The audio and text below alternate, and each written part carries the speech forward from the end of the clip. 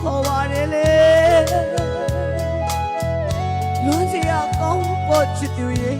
လွမ်းသူတွေလွမ်းတိုင်းနေယူရဲ့အနေစီကွာဝေးဆွေးတက်ကိုရင်မလေးတို့မြောက်တူတူပေါင်းဖို့ဒီရင်မအမြဲပဲတရိယာနဲ့ဝင်းရတဲ့ရက်ကလေးတွေဆွေးရတဲ့ရက်ကလေးတွေဝေးရင်ဝေးတော့ချစ်သူရဲ့